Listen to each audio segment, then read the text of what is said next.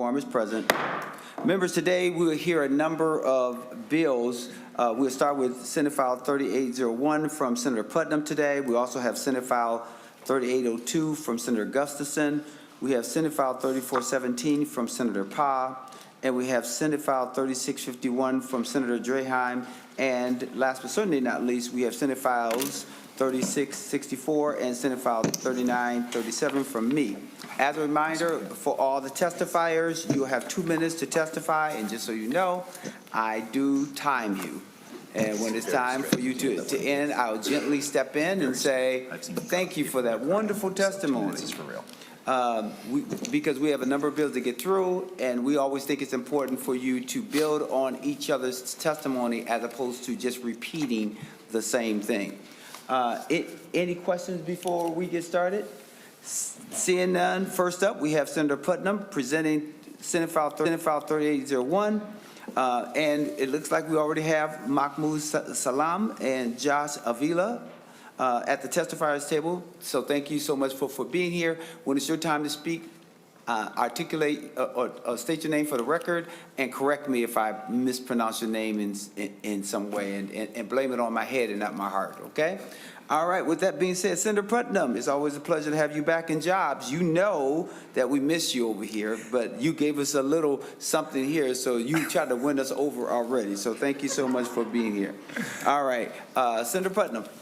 Thank you very much, Mr. Chair, and always I'm grateful to be back in the Jobs Committee and grateful for the opportunity to visit with you about this important project.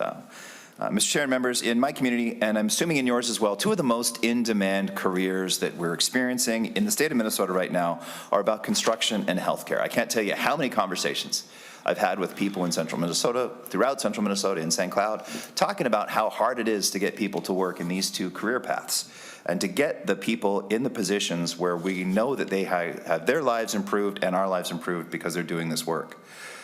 So I'm sure you've had these kinds of conversations in your communities too, because this is a statewide problem. This is a Minnesota issue, the dearth of people working in these two career paths. Senate File 3801 provides a $750,000 one-time investment from the Workforce Development Fund to support Wallin Education Partners career development and expand workforce pathways in construction and healthcare. Essentially what Wallin does is they're kind of glue, mentors, providing not just resources and expertise, but also attention, time, and care. For over 30 years, Wallin has worked with more than 1,900 students statewide, and each year helping them earn post-secondary credentials that help them thrive and provide the labor to help our businesses and our communities prosper. Wallin works with companies like Mortenson, Ryan Companies, and Health Partners to provide career exposure, internships, and pathways into the workforce. And this initiative would help scale those opportunities so that more students gain early work experience and move into high-demand careers that Minnesota employers are struggling to fill. Mr. Chair, with that, I'd like to turn over to Mohammed Salam, President of Wallin Education Partners, to explain how the program works and the impact that this investment would have. Thank you so much, Mr. Salam. If you could please state your name for the record and proceed with your 2 minutes of testimony. Welcome to the committee. Chair Champion and members of the committee, thank you for the opportunity to testify today. My name is Mohammed Salam, President of Wallin Education Partners. Each year we support more than 1,900 participants statewide in earning post-secondary degrees aligned with Minnesota's workforce needs. For more than 30 years, Wallin has focused on measurable outcomes. 87% of our participants complete their degrees, well above the national average of 61%. 67% of Wallin scholars graduate with no student loan debt, and 82% secure employment within 1 year. We know that degree attainment alone doesn't solve workforce shortages. Employers need work-ready talent with exposure to career pathways, industry expectations, and hands-on experience. This is why Wallin expanded our career programming to include exploration, skill development, and paid internships. Today, about 40% of participants engage in this enhanced programming. With state investment, we can expand access to 80%. Strengthening Minnesota's talent pipeline and helping retain our homegrown talent rather than losing skilled graduates to other states. We've also built targeted workforce pathways in construction and healthcare. Our construction pathway began with Mortenson and now includes partners like Ryan Companies, Whiting Turner, Hunt Electric, and Egan, connecting students to internships that transition into full-time careers. In healthcare, our partnership with Health Partners prepares participants for careers in medical assisting, medical lab technology, and dental care fields where shortages continue to grow.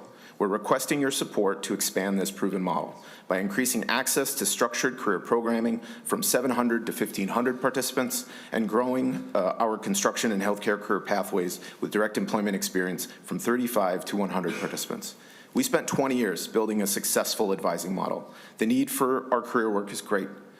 We don't want to spend the next 20 years building out this program when the need is here and now. With your investment, we can scale what works and strengthen our workforce and Minnesota's economy as a whole.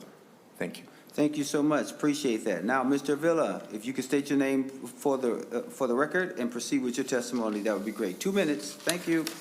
Chair Champion and members of the committee, thank you for the opportunity to speak today. My name is Joshua Avila.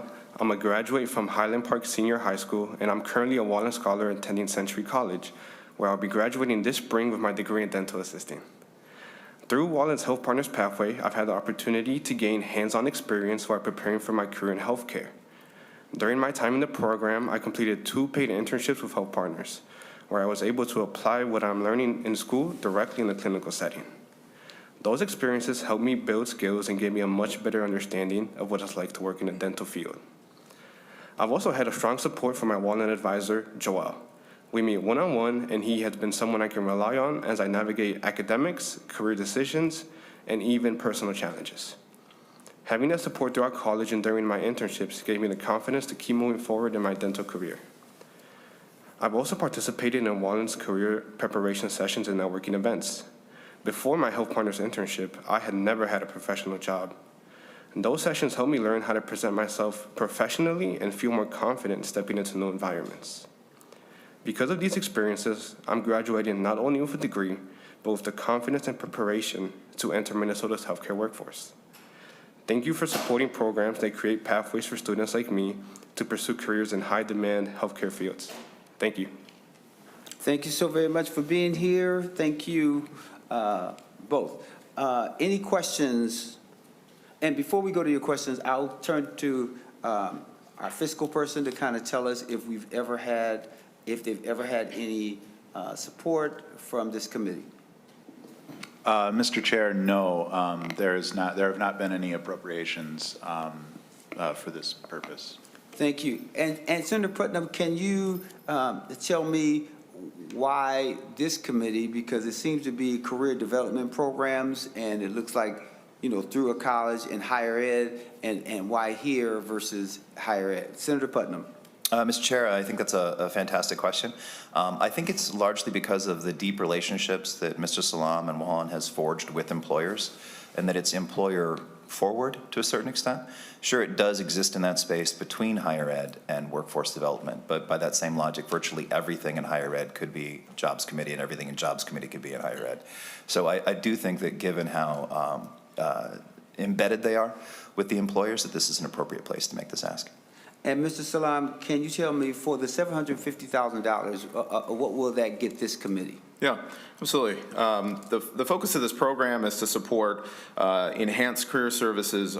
Right now, our student population, about 700 of those students receive these career services. We hope to increase that number to 1,500 over these 2 years, and then to essentially triple the number of participants in our direct to employment career pathways. So a little over 30 students to close to 100 students in the 2 years. Thank you. So for the public's purposes, we do have a couple members that's online. We have Senator Muhammad who's online, as well as Senator Fung Her. So any questions from the committee, and we'll pay special attention just in case someone online wants to ask the question. Committee, any questions? Seeing none, closing comments there, Senator Putnam, and we'll lay this bill over for possible inclusion. Thank you very much, Mr. Chair, and members for the time and consideration. I think one thing to just sort of reemphasize is the role of Wallin in mentoring not just making connections, but walking people through the changes in their life to help empower them, not just get a job, but to empower them and to mentor them towards a new change in their life. And so for that reason, Mr. Chair, thank you for the time to discuss this bill. I think it's very important, and I appreciate your time. Thank you. With that being said, Senate File number 3801 is laid over for possible inclusion.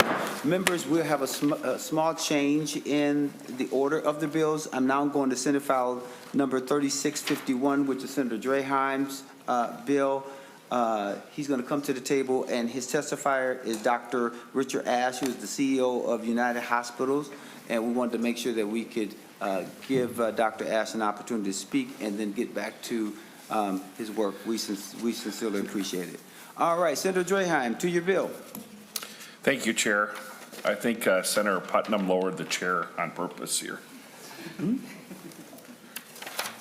Senate File 3651 is a blank appropriation from the Workforce Development Fund to provide training to maintain maternity units in rural hospitals.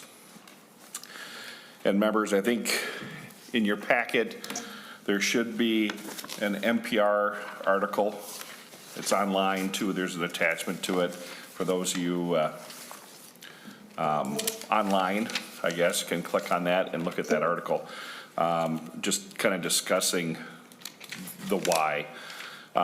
Grants will be provided to eligible rural hospitals and higher ed institutions for developing and employing cross-training programs to provide medical personnel with the skills necessary for rural maternity services. And that's it in a nutshell, Mr. Chair. And I also would like to point out before we go to the testifier that there is a letter of support from Minnesota Rural Health Association that is also in the packets and online. And then if we could go to the testifier. Thank you there, Senator Draheim. We will now go to Dr. Ash. Dr. Ash, if you could take 2 minutes to provide your testimony. Thank you for joining us from United Hospital District. Thank you, Chair Champion and members of the committee. First, just to clarify, I'm not a physician. I'm not, that's a skill set well above my pay grade, but I am the CEO of United Hospital District here in Blue Earth, Minnesota. And I'm thankful for the opportunity to speak with you today. We're a not-for-profit critical access hospital serving families across South Central Minnesota and Northern Iowa. And I've been in rural healthcare and an administrator for over 35 years. I'm here today, of course, to support Senate File 3651 and to maybe talk about a couple of the growing challenges in providing obstetrical care in rural Minnesota and why this issue matters, not only for healthcare access for the people, the moms, and the babies, but also for the economic stability of the rural communities of which we live in. Over the past several years, we've seen steady loss of obstetric services across Minnesota and across the country, for that fact. Unfortunately, the challenge continues to get worse and worse. These services disappear, and the research shows us that infant mortality continues to increase because of those risks, as well as the risk for moms. Unfortunately, it's tough to see that when it's in your own backyard. And so to get more specific, a few years ago, the hospital in Albert Lea closed, and most recently, to our west, Fairmont ended their obstetrical deliveries and surgical services. And I'm not here to question their reasons, but the result is that now United Hospital District is the last hospital along the I-90 corridor between Austin, Minnesota and Worthington, Minnesota, providing obstetric services. That's the ability to perform emergency and regular C-sections 24 hours a day, 365 days a year. That's about a 120-mile stretch. Thank you, Doctor. Thank you, Mr. Ash. You can finish up that last statement, and if there's anything you want us to know that you could not provide, within your 2 minutes of testimony, feel free to give that to us as well. So we'll let you finish with one last sentence.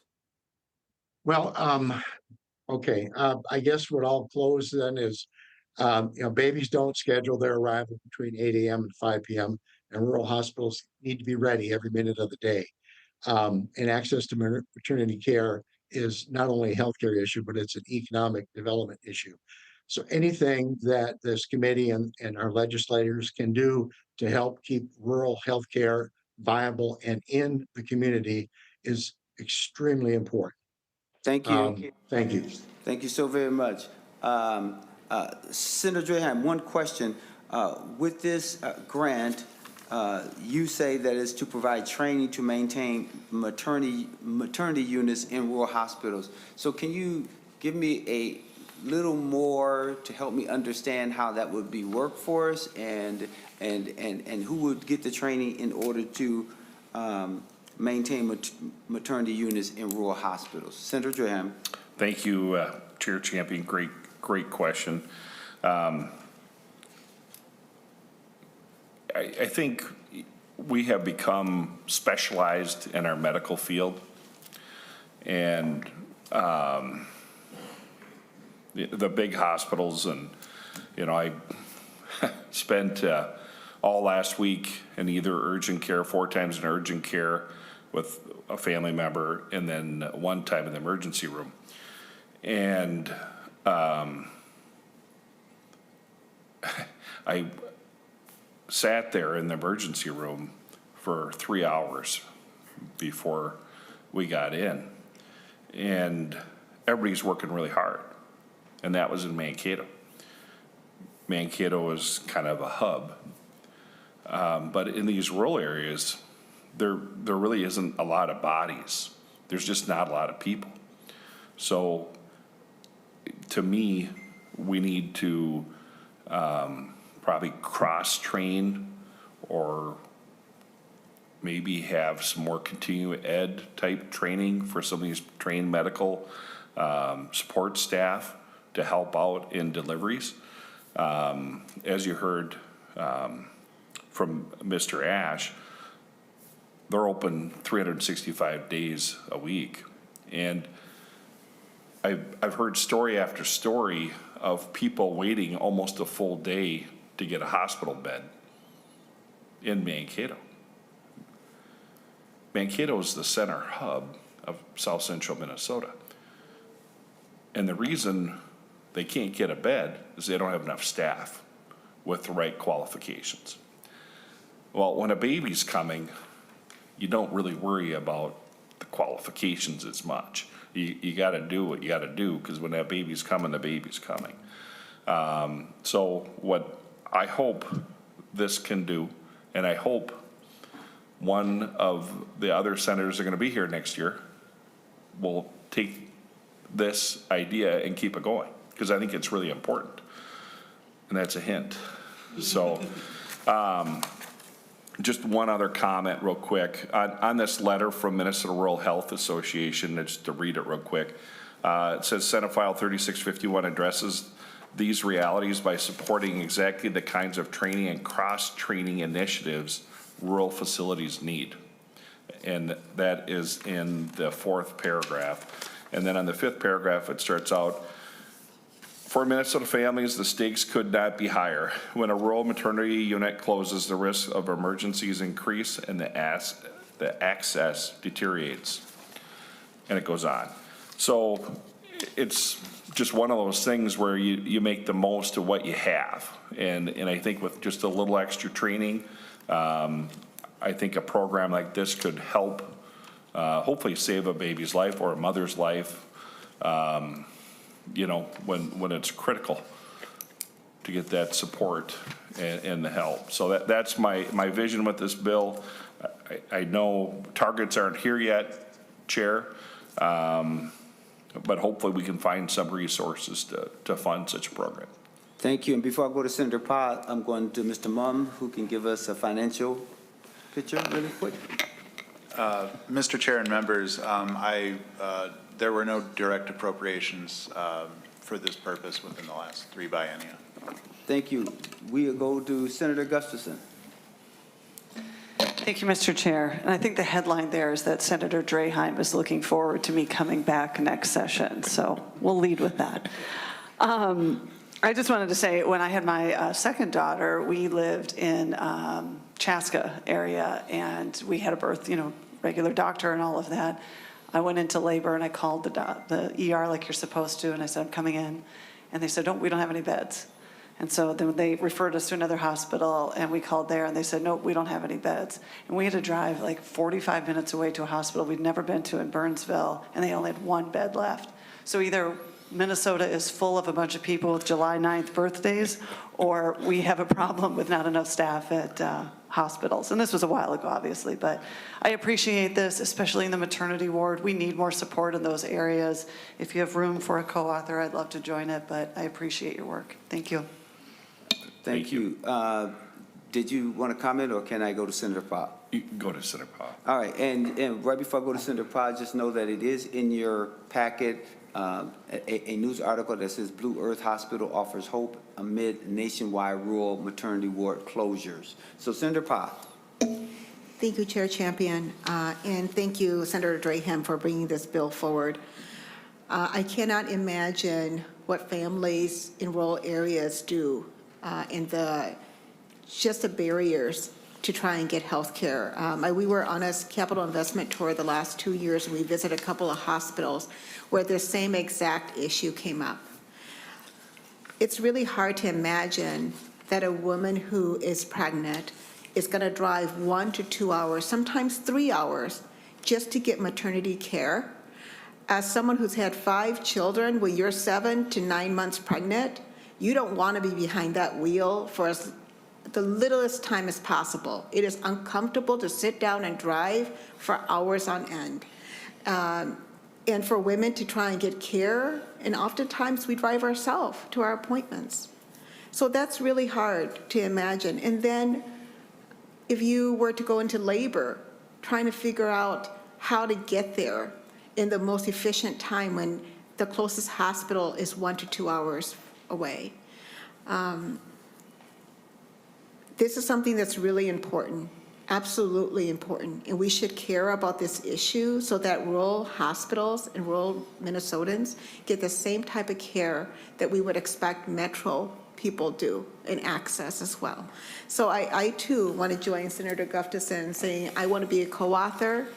And we hope you come back next year, but if you don't, you've got 2 champions here.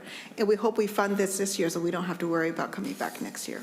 Thank you. Senator Pop, and I appreciate you saying that we have some champions here. I appreciate that. All right.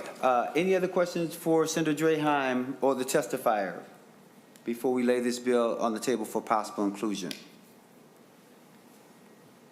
Seeing no additional questions, Senator Draheim, for your closing comments before we lay the bill on the table. Thank you, Chair, and thank you to both my colleagues here for wanting to be on the bill. I appreciate that. I really do. And, I think this is just an example of what we should be working on, try to solve problems that there's no one else to fix this. And this is a Band-Aid. We got a real problem across the state. And that problem isn't just in the rural areas. It's in the metro too with healthcare. And I know this isn't the healthcare committee. I know Senator Putnam and you, Chair, talked about, does this belong in higher ed or does this belong here? And, I think we kind of set the standard. And economic development in the rural areas wouldn't happen without a hospital. We have a birth rate problem in the rural areas the way it is. And if we don't have hospitals, we're going to have even a bigger problem. So if we want to keep that economic engine going, we need good schools, but we also need good hospitals. So thank you for your time, Chair. Thank you, Senator Draheim. With that being said, Senate File number 3651 is laid on the table for possible inclusion. Members will now go back to the agenda. Will call on Senator Gustafson for Senate File number 3802, which is a new pathways program. And while Senator Gustafson is approaching the table, there are two testifiers. If Mary Westland could join her at the table, as well as Shannon Esposito.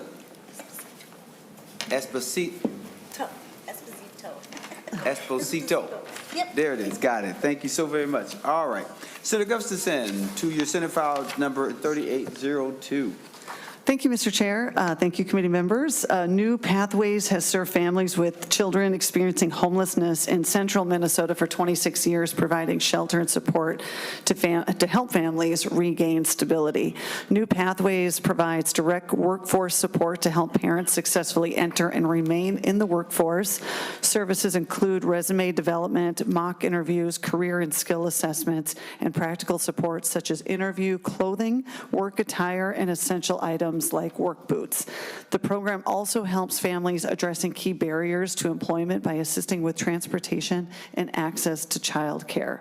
Employment is the fastest and most sustainable path out of homelessness for families. State investment helps remove barriers that currently prevent parents from working or advancing in the workforce. And I want to thank Senator Curran for joining me on this bill. And whenever you're ready, Mr. Chair, we can go to the testifiers. Thank you there, Senator Gustafson. We will go to Ms. Westland. If you could state your name for the record and proceed with your testimony, that would be great. And remember, it will be 2 minutes of testimony. And welcome to the committee.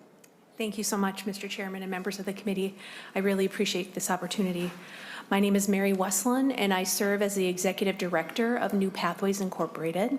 I've been with New Pathways for 22 years, so majority of the time that they've been operating. New Pathways provides a high-performing shelter program for families with children experiencing homelessness. Last year, 76% of our families moved out into permanent housing. This investment would allow New Pathways to significantly expand our pre-employment and job readiness programming. First, it would allow us to double the numbers that we are able to serve, not only supporting parents who want to stabilize their family, but also teens who are looking for their first job.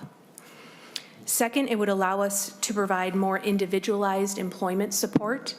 Every family entering our program faces different barriers. It could be transportation, childcare, limited work history, or gaps in education.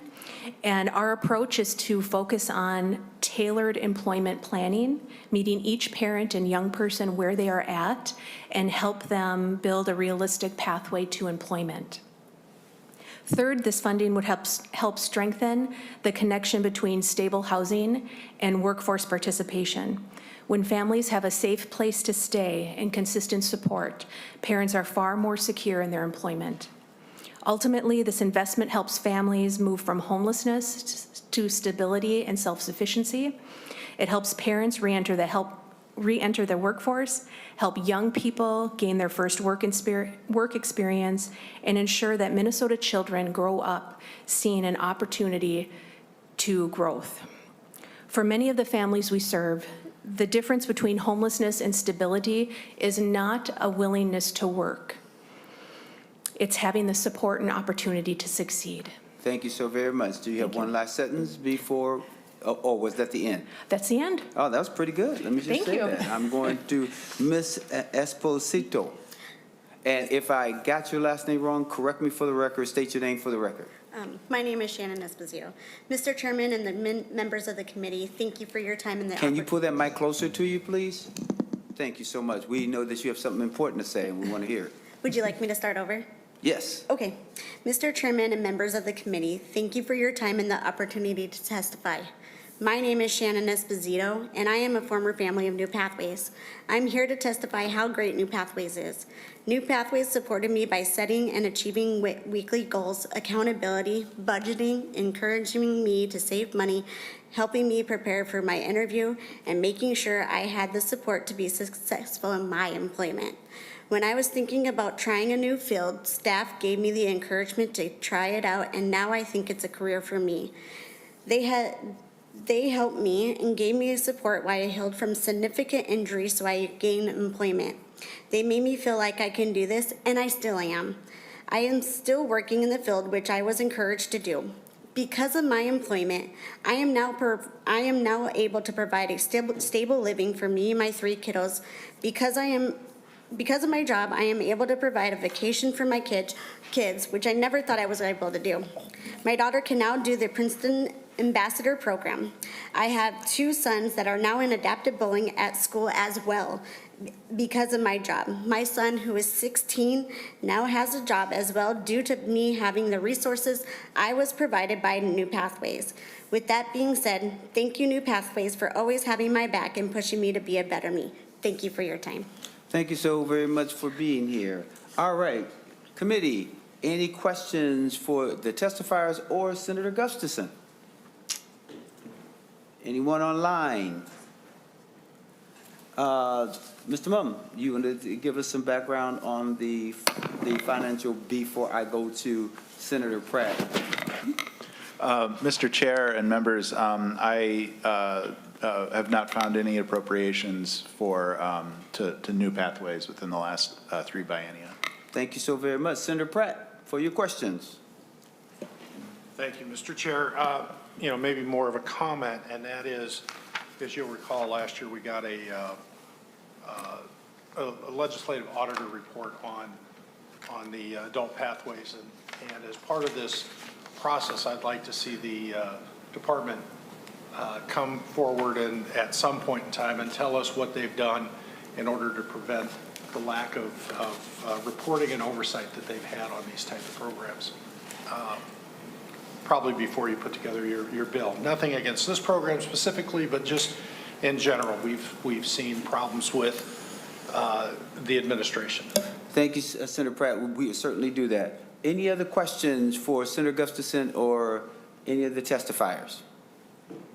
Seeing none, Senator Gustafson, you did a great job. If you would just give us your closing comments before we lay Senate File number 3802 on the table for possible inclusion. Thank you, Mr. Chair. Again, thank you to the committee. Thank you to Senator Curran for joining me on this. I'm a kid from a small town in central Minnesota. I know that these opportunities are limited. If you take a look at the handout, I think some of you have. If you don't, I'll just tell you. They served, 55 children were served, 34 households, but they had to turn away 56 due to capacity. So you can see that the need is there. They just don't have the resources. So appreciate everyone's time. Thank you. With that being said, Senate File number 3802 will be laid on the table for possible inclusion. Thank you. We'll now go to Senator Pye. Senator Pye, you have Senate File number 3417. If you would be so kind as to approach the testifiers table along with your testifier.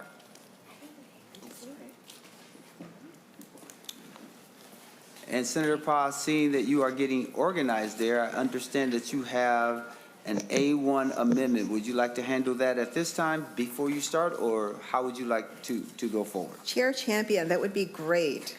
Senator Pye moves the A1 amendment. Any discussion on the A1 amendment, even though this is an author's amendment? It should be in your packet.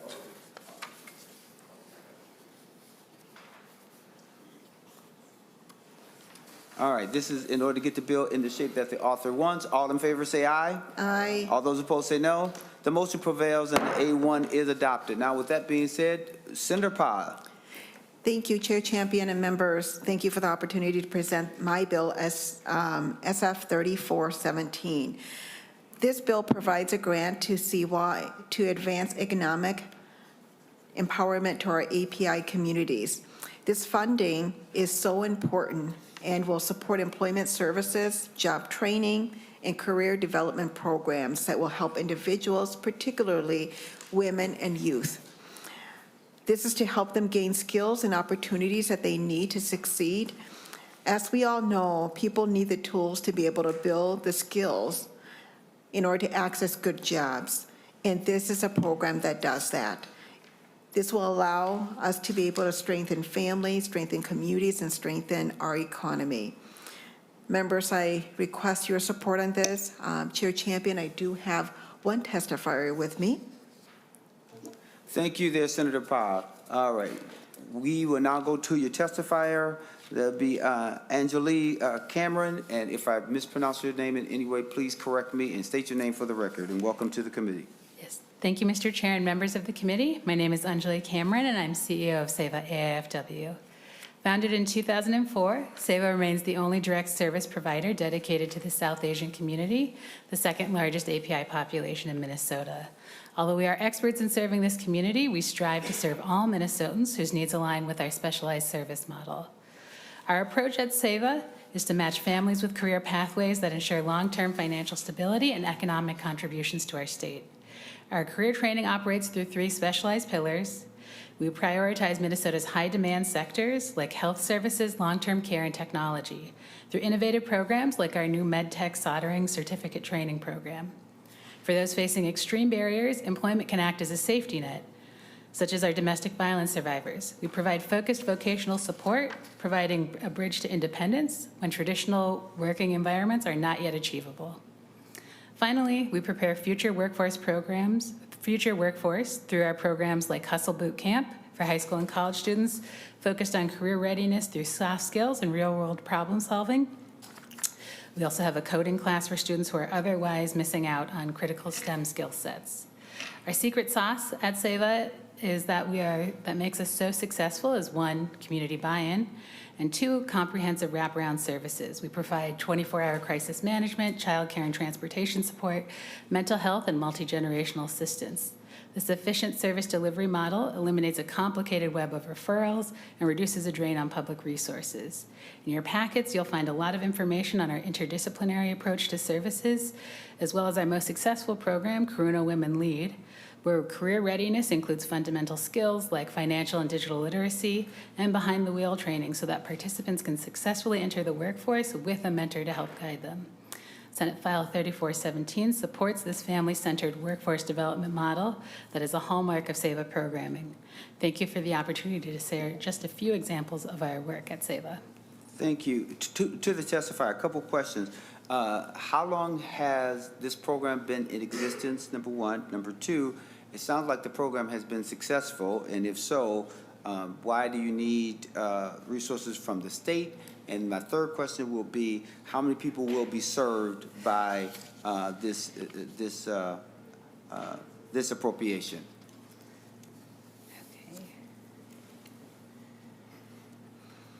3 questions is a lot to remember, Chair Okay, sorry Champion, about but Okay, let me. she's writing down the questions first. so All I right, don't let me go forget any with of 1, 2, 3. All right, Okay. First question is, how long have you all been around? Sure. So we've been around since 2004. In that, we started out as a domestic violence service agency with a group of volunteers. Our programs grew organically to meet community needs. And really, I highlight that domestic violence service agency because this workforce development program really came out of that. It was identifying a need with a subpopulation that was missed across other program areas and that needed additional supplemental support. And so from there, we found opportunities where others in our community were really yearning for this workforce development program. And so it then expanded to include youth programs because we have existing youth programs. We have over 10 distinct program areas, 30 staff, 90 program volunteers. So it's a really community-driven program.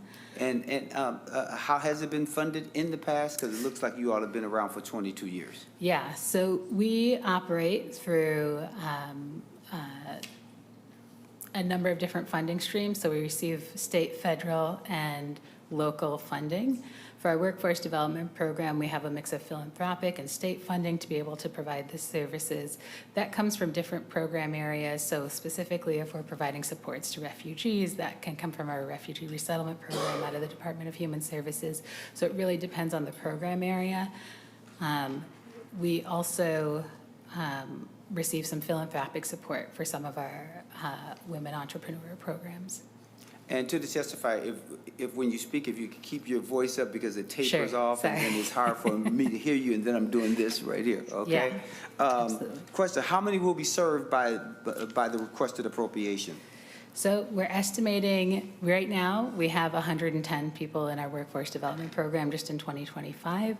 We're anticipating to double the size of that program. And again, I mentioned that we we rely heavily on volunteers. So for example, our coding classes are led by former robotics faculty members within Minnesota. And so we leverage that community-based support to be able to expand our dollars and our reach even further. All right, any questions from anyone on the committee? Senator Pratt. Thank you, Mr. Chair, and I've been out to their facility. It's a pretty impressive place. They do a lot of things, and as you can see on their handout, you kind of touched on where I was going and a couple of my questions. So we're expecting about 110 people to go through the program with this funding. The original request was $250,000 in 2026 and $250,000 in 2027. The amendment changes that to $527,000. Can you specifically tell me how you're going to utilize these funds? I mean, you've talked a lot about your overall programs. I'm more interested specifically in the programs that you're targeting with this. To the testifier. Sure. You know, I think I could always provide a further breakdown of how we would utilize the $500,000. Thinking ahead to what workforce development will look like, this will sustain things like the three programs that I specifically mentioned. So the MedTech soldering program, that is a new program that we're launching. It also expands some of our healthcare access programs. So we're looking at models where we've already provided services in the human services area. So thinking about long-term care and recognize specifically where the crunch is within that environment and training a workforce that will really rise to meet those needs. And so that's a second major component that I didn't have an opportunity to touch on. This also goes to our Karuna Women Lead program is phasing out its philanthropic funding, and so we need additional supports to be able to provide that to the program. So that has been funded through the Cigna Foundation, and they're ending their programmatic funding because they themselves are running out of funding. Senator Pratt, any follow-up? No, Mr. Chair, that should do it. All right, any other questions for the testifier or Senator Pye? Well, Mr. Chair? Senator Pratt. Sorry, just real quick. To Ms. Cameron or Senator Pye, given that we've missed a fiscal year and we were expecting these programs to cost us $250,000 every fiscal year, why are we doubling the amount for one fiscal year? Are there expenses that you're trying to reimburse for the previous year, or are you actually going to be able to expand it beyond what you had originally planned? To the testifier. Senator. Senator Pratt.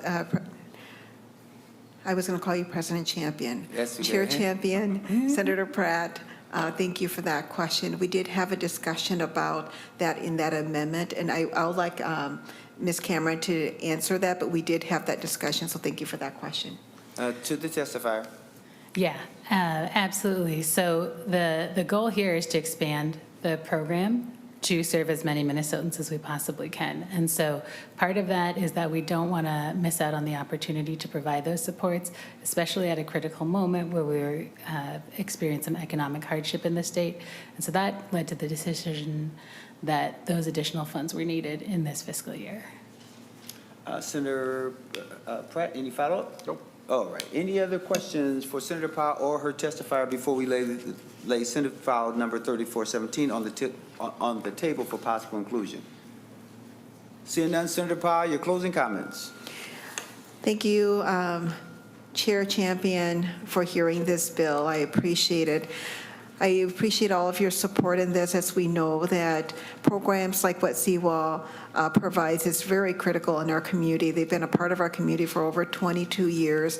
And right now, nonprofits like theirs are struggling with funding to be able to sustain their programming that the community has come to depend on to be able to be well-trained for the workforce. So I appreciate you guys hearing this, and thank you so much.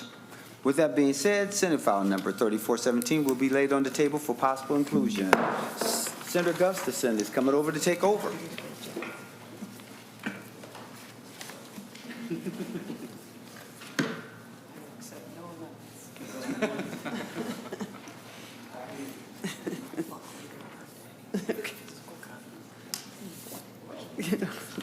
Just to be difficult. All right. All right, Madam Chair. I'm not certain if Senate File 3664 is first or Senate File 3937. Which one is first? Senator Champion, it's 3664. All right, 3664, that will be deed, and they're going to come to the table. Thank you so very much, Madam Chair, for the opportunity to speak on behalf of 3664. Members, just so you know, this is legislation which is Senate File number 3664 that makes a few technical updates to deeds governing statute by cleaning up outdated language, removing provisions that are no longer funded, and eliminating sections that are duplicative of existing law. The goal is to ensure that the statute accurately reflects current programs and allows the department to operate more efficiently. With me today is Devin Baldry. He's the Government Relations Director at DEED, who can walk through the bill in greater detail and assist in answering any questions the committee may have. So thank you, Madam Chair, and thank you to the committee. And with that, if we could have my testifier go through the bill. Thank you, Mr. Bowdry. If you could state your name for the record, and then welcome back to the committee. Thank you, Madam Chair, members of the committee. Devin Bowdry, Government Relations Director at DEED. Senator Champion, thank you for carrying the bill. Not too much more to say. This is just a cleanup bill of old statutes, unfunded statutes. The last legislative activity I could find for any of these that I'm putting forward here was 2013. And I'll quickly walk through the programs and leave it at that. So for repeal, 116J.437 is coordinating economic development and environmental policy. 116J.438, Minnesota Green Enterprise Assistance. 116J.617, Tourism Loan Program. 116J.658, Minnesota Science and Technology Economic Development Project. 116J.872, Economic Response Team. And lastly, a lingering rule that should have been repealed a long time ago, 3300.0500, that has to do with an old youth program. And with that, stand for questions. Thank you, members. Any questions? Senator Pratt. Thank you, Madam Chair. Maybe more of a comment. Thank you. It's nice to know sometimes we actually cancel programs, not just keep them on in perpetuity. Senator Champion, any further comments? All right. No further comments, Madam Chair. Thank you. Right. Senate File 3664 will be laid over for possible inclusion. Next up, Senator Champion with Senate File 3937. Thank you, Madam Chair. Again, I'm here to introduce a bill that would expand and improve the earning potential and economic stability of families experiencing homelessness and people serving people. I like to refer to it as PSP because that is kind of a long title. So PSP is Minnesota's largest nonprofit serving families experiencing homelessness and a central part of the family shelter system in Hennepin County, with 115 emergency shelter units between 2 properties and 10 supportive housing units and 2 child care centers. For more than 2 decades, PSP has provided not only emergency shelter, but the comprehensive supports families need to move towards stability and permanent housing. What makes PSP unique is its wraparound services, trauma response model of care. Families receive a safe place to stay and on-site services that support the whole family, including housing, navigation, programming for children and parents, health and wellness support, early childhood education, after-school programming, and employment services that help families move towards stability. So a key part of this work is PSP's pre-employment program, which helps parents overcome barriers to stable employment. So the pre-employment services include, but not limited to, prep for interviews, interview close, practice interviews, resume building, job searching, uniform assistance, financial literacy education, child care assistance while job searching and once employed. These services are designed to help parents not only find a job, but maintain employment and build economic stability for their families. Notably, this is the first time in PSP's history that the organization has come to the state to request support for this work. So, Mr. Munn, I usually ask you to give us some information, but we already have it. This is the first time that they have asked for anything at all. So PSP is requesting one-time funding of $250,000 to support and expand their pre-employment program so more families experiencing homelessness can access these critical services. These funds will be used to improve earning potential and economic stability of families experiencing homelessness. So with that being said, I have my testifier here who is the president and CEO of People Serving People, Mr. Murphy. Mr. Murphy, if you could state your name for the record and then proceed. Well, thank you. So my name is Huang Murphy. I'm the president and CEO of People Serving People. It's an honor to appear before you all this morning. So thank you, Chair. As Senator Champion already stated, People Serving People is Minnesota's largest nonprofit serving families who experience homelessness. We have existed since 1983. So for those of you who are counting, that's 43 years. Really, I do this work because it's important, because it helps families, but also because it's personal to me. I was separated from my family when I was 8, and I entered the foster care system here. The only thing I remember from my mom was that she took the only thing that she could carry. So she took my sister, and she left. And what I'd like to think is that if People Serving People had been around, if we had been there, maybe she could have taken all of us. Maybe things could have been different. And so that's why I think the core of our work is not that we just simply serve families to find housing, to find employment, but we help families stay families. And so when I think of People Serving People, it's appropriate to think of us as a shelter. Which is not wrong, but it's more than that. It's a place where we try to meet every need of every family on site, because families don't come in pieces. Their services shouldn't either. So when I say wraparound services, what I mean is we host, healthcare for the homeless clinic on site, childcare, and 2 homeless and highly mobile staff members from Minneapolis Public Schools. And so we run all those programs through something that we call our Families for Finance. It's just the way that we connect with families, starting at the basis of starting with budgeting, starting with what does it mean to have a credit score? What does it mean to be able to freeze your credit? And so we're able to serve 60% of the families that live downtown and at our operation in St. Anne's Place. That's with our pre-employment services, resume writing, cover letters, et cetera. But then we also have this financial literacy class, but it's where we can only serve 60%. And so what we're looking to do is we're looking to expand those services to St. Anne's Place, which is over north, and then also serve the rest of our families, the other 40% that are currently not being served through our programs. Thank you, Mr. Murphy. If you have one sentence to follow up. Yeah, the last one is just that we are requesting one-time funding of $250K, first time we've ever asked, and so thank you so much for your support. All right, thank you for your story, too. It's a powerful story. Ms. Banks, you are up next. If you could state your name for the record, and then please proceed. And just for the record, this is Linda Barrera. It's because Ms. Banks was unable to participate, so she sent a letter, and so Ms. Barrera is going to read that. My apologies. Testimony. That's okay. Hi, good afternoon. My name is Linda Barrera, and I will be reading Brianna Banks' testimony. My name is Brianna Banks. I am a former resident of People Serving People, a single mother to a 12-year-old daughter, and an aspiring nursing student. I came to Minnesota from Indiana, where I worked as a phlebotomy technician. Homelessness doesn't have a look. Sometimes you have clothes, sometimes you have a car, sometimes you have a job. It doesn't discriminate. Life happens. I stayed at PSP for about 7 months, and I have been currently housed in Ramsey County for 9 months. When I was a resident of PSP, the caseworkers and employment staff went above and beyond their job titles and never treated me less than because of my situation. Prior to receiving pre-employment services, I had been applying to Hennepin County Medical Center with no response. At PSP, I regularly checked the job posting board and found a CNA training opportunity. The staff really helped me throughout the entire process. They helped me update my resume, research the CNA program, understand the requirements, and even apply. They also helped remove barriers by providing transportation and uniform assistance, including scrubs and the work shoes that I still use today.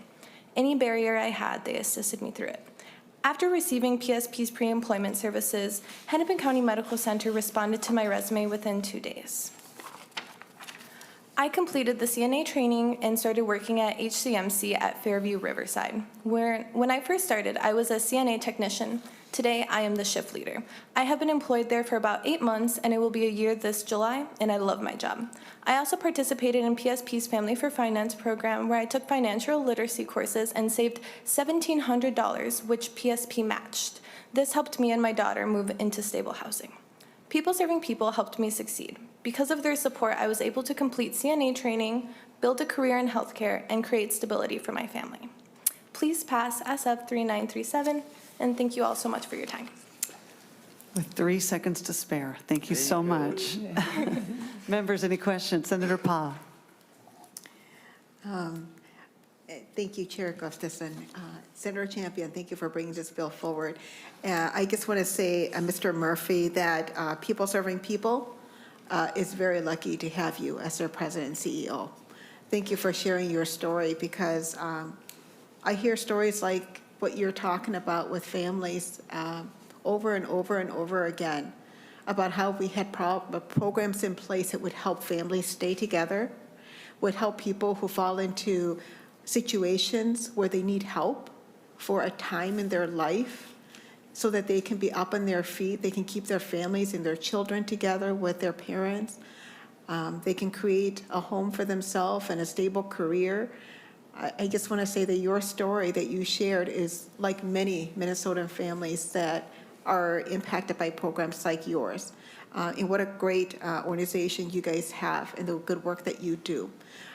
I absolutely support this, and thank you, Senator Champion, for bringing this bill forward, because we do need to make sure that work like yours in the organization helps families. I actually had a friend who left an abusive relationship that she had been in for a very long time. And to your point, she had to leave her kids with her relatives. There was no place for them to go. They couldn't stay together. She had not been working for a long time. She didn't know how she was going to take care of her family. And if it wasn't for our community programs, she would not be reunited with her family right now. So thank you. And Madam Chair, thank you, Senator Pop, for sharing that personal and very deeply moving situation with your friend. What makes this initiative work is because it's a pre-employment program. So they do everything in order to help families and parents get on their feet, and to think about not just giving them a fish, but teaching them how to fish. Like, what do you need to do in order to make sure that you're able to be employed and support your family? So there should have been a piece of literature in your package that talks about their pre-employment program and the request for this one-time funding and what it will do. So I just wanted to make sure I got a chance to say that. Thank you, Madam Chair. Thank you, Senator Champion. Senator Herr. Yes, thank you, everyone. I just have good comments in support of this bill, and have good comment on the committee today. And thanks to Senator Champion for lining up all these good bills to help our struggling communities, our struggling people. And also appreciate Senator Champion for carrying this bill too, and also applaud the leadership of Mr. Juan Murphy, and appreciate him sharing his story.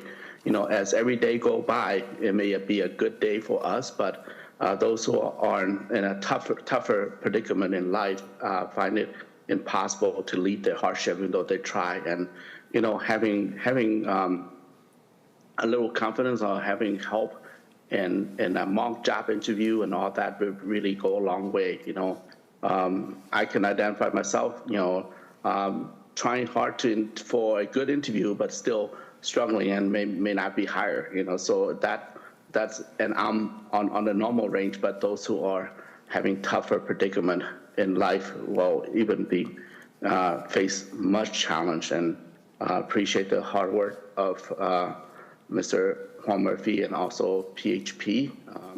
That's what we're here for, a committee on economic and development and job, is to help struggling people to reach their goal and make their life a little easier than they've been through. So it's a good bill. I support it. Thank you very much. Thank you. Senator Pratt. Thank you, Madam Chair. And Mr. Murphy, I was looking at your 2024 990 and just had a couple of quick questions for you. There seemed to be a significant change in your total revenue. According to your 2024 990, you were at 11.8 million, and in revenue you jumped up to 36.6. Can you tell me where that change came from, and where are you sitting at the end of 2025? Madam Chair and Senator. Madam Chair, and Yes, to the testifier. so Senator Pratt, we used to be two nonprofits, People Serving People Charities and People Serving People, Inc., one that held our properties, including our downtown shelter, which is worth about $24 million, the entire site. And so when we consolidated that, there was a charitable asset transfer from People Serving People Charities, so it transferred the value of the shelter to People Serving People, Inc., and that's where you will see the one-time increase in revenue be that significant. That is why. Senator Pratt.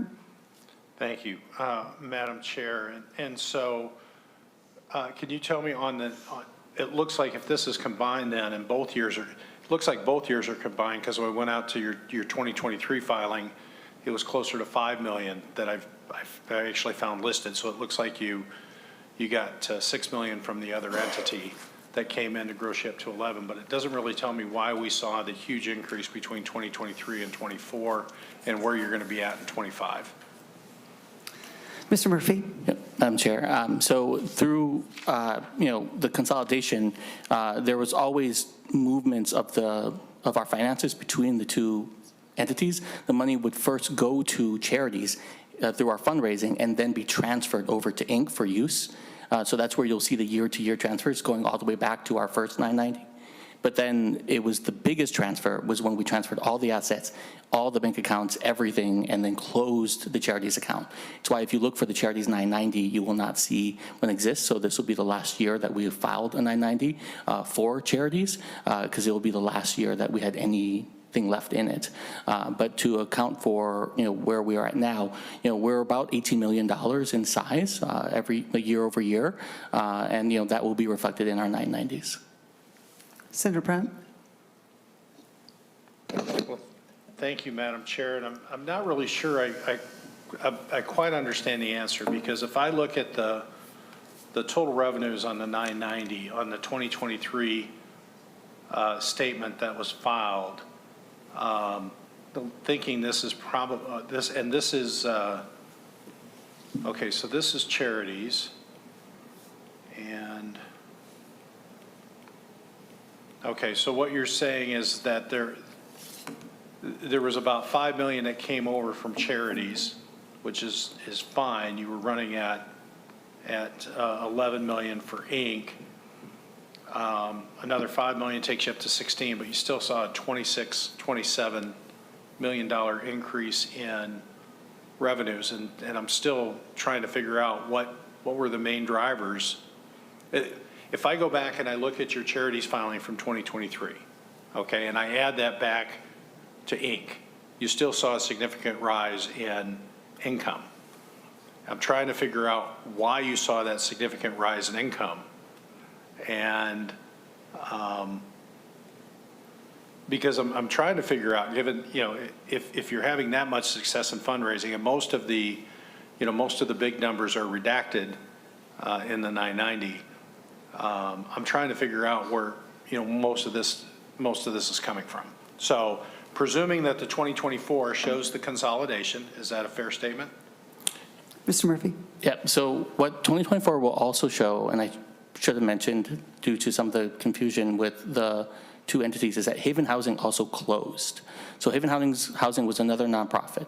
They gifted us St. Anne's Place, including the property and then any assets they had left. The following year, we then closed our charities separated nonprofit, and then we also then consolidated that. So what I'm happy to do is to submit, all the financial paperwork that you might want or need, including our audits from last year, if that helps clarify things, but that is the big increases between those 2 years. Our county contract has been stable the last several years. There's been no significant changes to our fundraising, but those are the two biggest points of increase. Senator Brett? Thank you. Madam Chair, I'll just look forward to, some sort of consolidated financial statement so that we can understand what's going on. All right, thank you, members. Senator Champion, any follow-up or closing words? Thank you for considering it, and we'll talk more about it. We'll make sure, Senator Pratt, you get any additional information that will also be shared with the rest of the committee. With that being said, thank you, Madam Chair, and I hope to get your support for people serving people. All right, Senate File 3937 will be laid over for possible inclusion. Members, that concludes our business for this meeting. Our next hearing will be Wednesday, March 18th, during which we will have more bill hearings. And with that, the committee is adjourned.